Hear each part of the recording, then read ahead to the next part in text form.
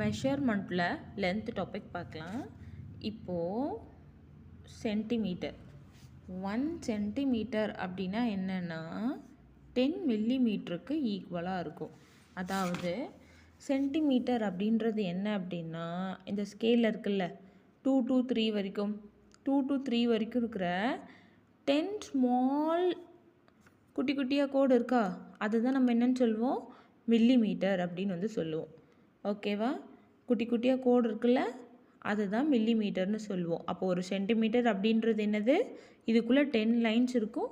அப்போது 10 மில்லிமீட்டருக்கு ஈக்குவலாக இருக்கும். தென் 1 மீட்டர் அப்படின்னா என்னென்னா 100 சென்டிமீட்டருக்கு ஈக்குவலாக இருக்கும். அப்போது 1 மீட்டர்னால் என்னது, 100 சென்டிமீட்டர். இந்த மாதிரி குட்டி குட்டியாக 100 தடவை வச்சா தான் 1 மீட்டருக்கு ஈக்குவலாக இருக்கும் அப்படின்னு சொல்கிறாங்க. தென்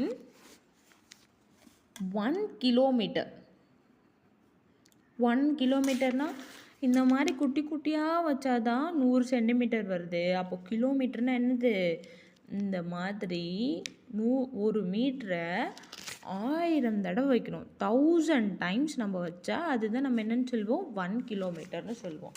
சென்டிமீட்டர்னால் என்ன, இந்த 2 நம்பர்ஸ்க்கும் இருக்குல்ல குட்டி குட்டி மில்லிமீட்டரை தான் நம்ம 10 மில்லிமீட்டர்ஸை தான் 1 சென்டிமீட்டர்னு சொல்லுவோம். மீட்டரை எப்படி சொல்லுவோம், இந்த மாதிரி 1 சென்டிமீட்டர் 100 தடவை வைக்கிறது தான் 1 மீட்டர். கிலோமீட்டர்னால் மீட்டரை 1000 டைம்ஸ் வைக்கிறது தான் நம்ம என்னென்னு சொல்லுவோம், மீட்டர்னு சொல்லுவோம். புரியுதா?